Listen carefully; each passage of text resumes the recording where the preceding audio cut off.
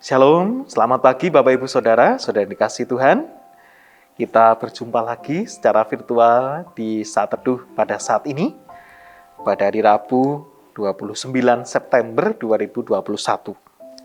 Mari kita mengawali hari dan aktivitas kita dengan membaca merenungkan Sabda Tuhan. Kita awali dengan berdoa. Tuhan Bapa kami yang di surga, Tuhan yang senantiasa menjaga, memelihara, dan mengasihi kami. Dalam Tuhan Yesus, Engkau kami senantiasa puji dan muliakan. Kami bersyukur atas penyertaan perlindungan-Mu, sehingga di pagi hari ini kami beroleh kesempatan yang baru menjalani kehidupan anugerah Tuhan. Kami ingin mendasarinya dengan bersaat teduh untuk membaca merenungkan sabda-Mu. Kiranya Roh-Mu yang kudus menerangi hati dan pikiran kami, sehingga kami dapat mengerti dan memahami kehendak yang Kau nyatakan melalui firman-Mu.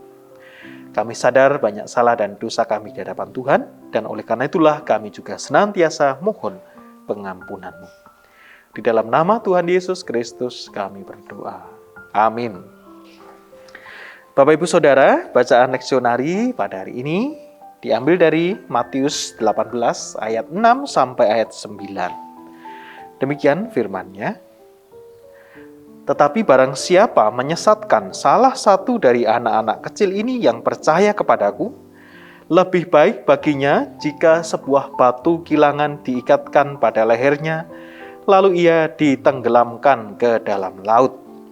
Celakalah dunia dengan segala penyesatannya. Memang penyesatan harus ada, tetapi celakalah orang yang mengadakannya. Jika tanganmu atau kakimu menyesatkan engkau, penggalah dan buanglah itu. Karena lebih baik bagimu masuk ke dalam hidup dengan tangan kudung dan timpang, daripada dengan utuh kedua tangan dan kedua kakimu dicampakkan ke dalam api kekal. Dan jika matamu menyesatkan engkau, cungkilah dan buanglah itu. Karena lebih baik bagimu masuk ke dalam dunia dengan bermata satu, daripada dicampakkan ke dalam api neraka dengan bermata dua. Bapak Ibu, saudari-saudara yang dikasihi Tuhan, kalau kita memperhatikan di pemberitaan, kita dapat menyaksikan bagaimana sebetulnya kekerasan terhadap anak itu jumlahnya semakin meningkat. Kalau kita lebih seksama memperhatikan data dari Komisi Nasional Perlindungan Anak, jumlah angka kekerasan, kasus kekerasan terhadap anak dari tahun ke tahun jumlahnya meningkat di sekitar angka 1.600-an kasus setiap tahunnya. Dan yang sungguh mencengangkan, kalau digolongkan dalam jenis kekerasannya, maka yang paling banyak yaitu 51%. Kekerasan yang terjadi pada anak adalah kekerasan seksual. Sungguh hal yang sangat miris. Kemudian yang kedua adalah kekerasan fisik 30%, dan yang terakhir adalah kekerasan emosional 19%. Nah, sungguh data ini sangat memprihatinkan kita sekalian, khususnya bagi anak-anak yang seharusnya mereka mendapatkan cinta kasih, perhatian, didikan, perlindungan, kebahagiaan dan sukacita, tapi ternyata masih banyak yang mengalami kekerasan sedemikian rupa. Nah, Bapak Ibu, saudari-saudara yang dikasihi dan mengasihi Tuhan, tentu angka kekerasan ini tidak terjadi hanya di akhir-akhir ini saja, tetapi di masa-masa yang lalu terjadi juga yang namanya kekerasan terhadap anak. Dan tidak terkecuali juga di zaman Tuhan Yesus pada saat itu. Nah, oleh karena itulah Tuhan Yesus mengecam keras bagi orang-orang atau kepada orang-orang yang memperlakukan anak-anak, khususnya anak-anak kecil, dengan cara yang jahat. Kejahatan itu bisa jadi dalam bentuk menyesatkan mereka melalui pengajaran-pengajaran yang palsu. Tuhan Yesus mengajarkan di ayat 6, tetapi barang siapa menyesatkan salah satu dari anak-anak kecil ini yang percaya kepadaku, lebih baik baginya jika sebuah batu kilangan diikatkan pada lehernya lalu ia ditenggelamkan ke laut.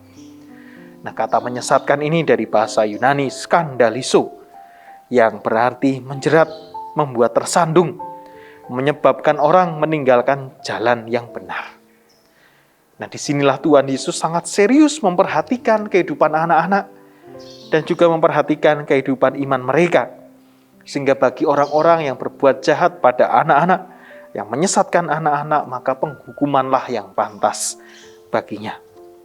Nah, di sini Bapak dan Saudara, Tuhan Yesus sangat menghargai anak kecil. Bahkan dikatakan, jikalau kamu tidak datang menyambut seperti anak kecil ini, kamu tidak akan masuk dalam kerajaan surga.